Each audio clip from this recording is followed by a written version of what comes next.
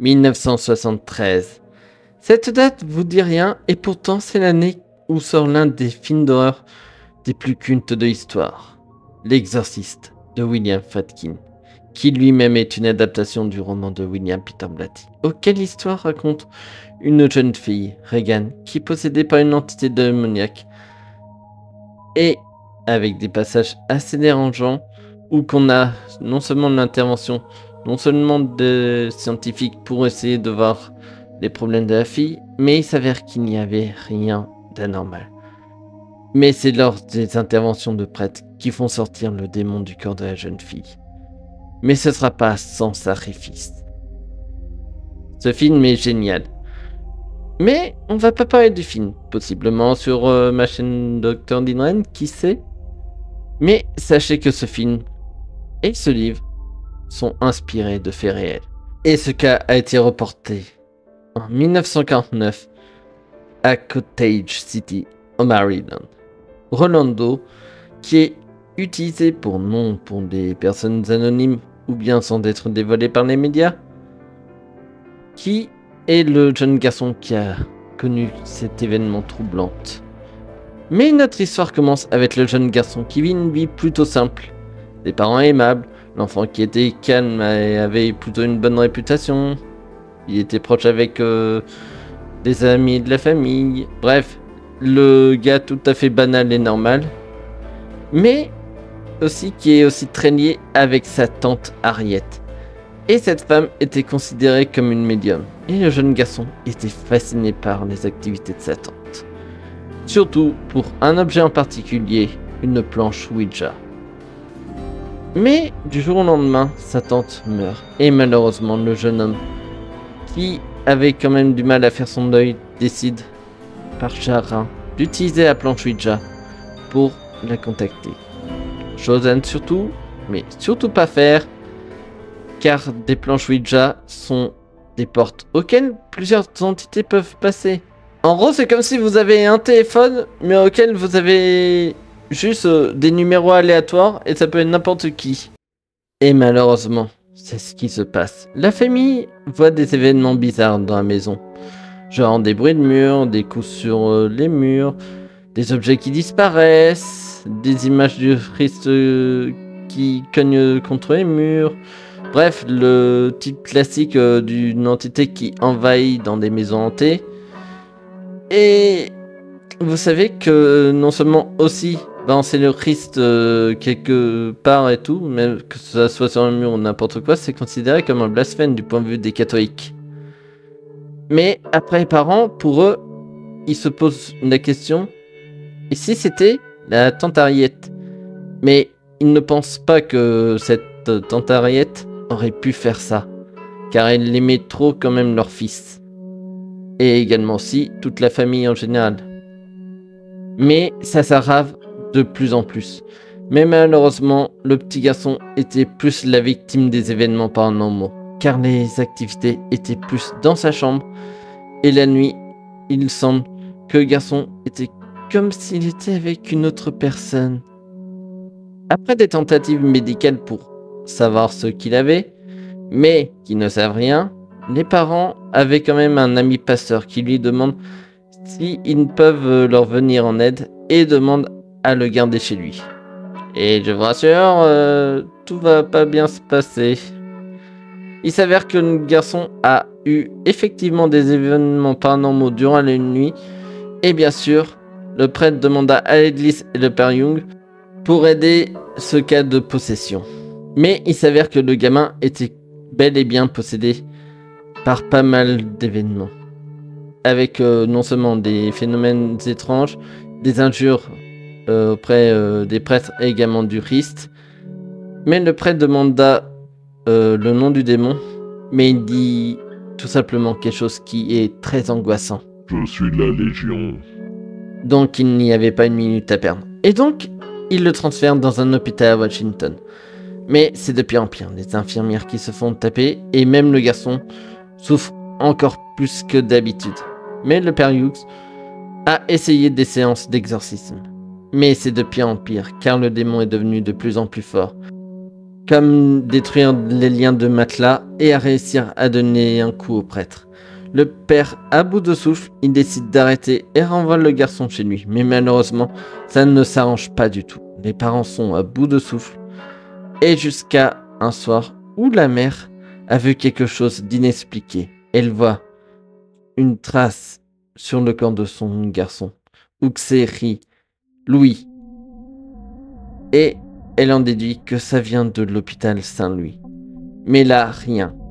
Le cousin du gamin a demandé quand même au père Bishop, qui a demandé à contacter le père Bowden, qui vient de Saint-Louis, et qu'il en a eu l'effet. Et, bien évidemment, a eu la permission, avec le prêtre directement, de l'aider quand même à son combat face à le démon. Il a vu le gamin qui est effectivement qui fait face à des choses inexpliquées. Le gamin parle dans une langue étrangère et il voit aussi des événements paranormaux comme des objets qui volent. Et même le prêtre d'église demande de faire un exorcisme, mais qu'il demanda aussi de l'aide à cette épreuve. Mais après plusieurs exorcismes qui ont lieu, le gamin fait d'une force surhumaine qui limite casse le nez d'un prêtre. Mais le père Bowden a demandé à interner le garçon. Et donc, ils l'ont mis dans un asile psychiatrique. Et il a eu une chambre auquel personne ne pouvait l'entendre. Car l'accès était à l'extérieur. Mais c'est encore et encore empiré. Purée, Et le pire, c'est que c'est encore de pire en pire. Ouais. Mais au fur et à mesure du temps, les prêtres eux aussi ont été touchés par des pertes d'espoir et semblent avoir été impactés par l'exorcisme du gamin. Et donc ils vont essayer de le baptiser et de le confirmer avec le rituel classique, avec l'hostie et tout. Mais le démon était encore plus en colère.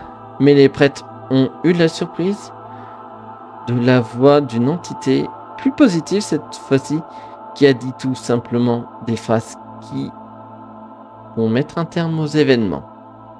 Satan, je suis Saint-Michel, et je vous ordonne, Satan, de quitter ce corps. Après ça, le prêtre voit sur son corps les mots mal et enfer. Et après tout ça, le gamin semble redevenu normal. Ok.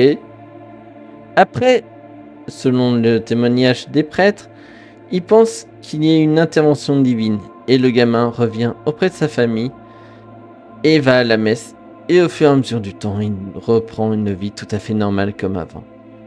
Et il donne à son fils le nom de Michael, tout en référence à l'ange qui lui a sauvé la vie. D'ailleurs, les prêtres ont malheureusement eu beaucoup de chance également. Comme par exemple la mort du père Bowden, qui est mort en 1983, et le père Wanton, qui était le dernier avant le gamin, est mort en 2005. Et la chambre d'asile où le gamin avait quand même séjourné, plus personne n'est entré dans sa cellule. Et voire même n'a jamais été réutilisé. Sans doute à cause des événements. Mais il n'y a pas que ça. Quelques années plus tard, on découvre aussi que la maison familiale a été non seulement détruite, sans doute pour éviter des traces de ces quelconques événements. Bref, une histoire plutôt troublante, et malheureusement on n'a eu que les témoignages de ce mystère. Après, sans manque de preuves ou des détails qui sont passés par ici, et malheureusement, on nous montre pas énormément de preuves que ça existe. La majorité des choses qu'on a, c'est des témoignages par écrit ou encore des on-dit par-ci par-là. Et c'est chaud, vu que les personnes concernées sont non seulement tous morts et ont eu du mal à s'exprimer vraiment détail par détail. Surtout qu'on n'a pas énormément de preuves sur l'affaire. Mais il y en a où on peut trouver quand même des petits détails. Mais ça reste que des anecdotes plutôt amusantes. Comme par exemple, les pères qui ont participé à l'exorcisme ont vu le film de William Friedkin. Et bien sûr, ils n'ont pas aimé le film. Car la liberté qui a eu lieu, non seulement au fur et à mesure du film, ils ont détesté. Parce qu'ils se sont dit, non, ça s'est pas passé comme ça et tout. Car dans le film, tout n'était pas comme eux ils ont vécu. Et c'est normal, ça peut se comprendre. Après, on découvre plusieurs années plus tard que le jeune garçon, non seulement est devenu plus âgé, et qu'il avait tout dit dans un magazine. Et il avouait de sa part que tout était faux. Car il a voulu s'amuser. Et on rappelle, dans les années 40, on n'avait pas tout ce qu'on a aujourd'hui pour passer le temps. Mais après, est-ce que c'est vrai ou bien c'est juste une excuse pour qu'il oublie toute son histoire? Après, le mystère reste entier. Quoi qu'il en soit, cette affaire est quand même bouleversé le monde. Et surtout que ça a fait un succès monstrueux à le film L'Exorciste. Après, sans cette affaire, eh ben, le monde du paranormal aurait été très différent. Après, si j'ai des nouveaux indices, on fera peut-être possiblement une partie 2. Parce qu'il y a des détails qui sont assez intéressants. Et je serais curieux de tout décortiquer directement pour mieux en savoir plus sur cette affaire. Car il y a beaucoup de choses qui collent ou qui collent pas directement dans cette histoire.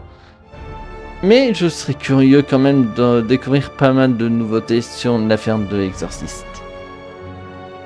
Et aussi que cette histoire reste passionnante. Donc pourquoi pas?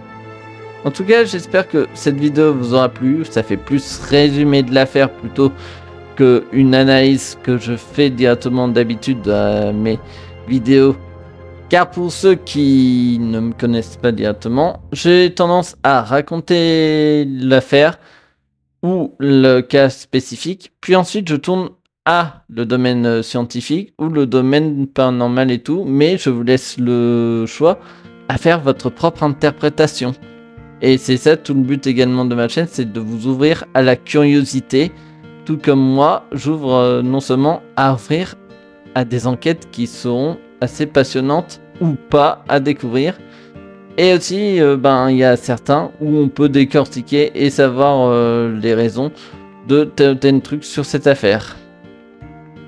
Donc, pour le cas d'exorciste, peut-être une partie 2, si bien évidemment l'envie vous tente. Donc, voilà. J'espère vous retrouver pour une prochaine fois sur la chaîne Paranormis pour décortiquer de nouveaux mystères.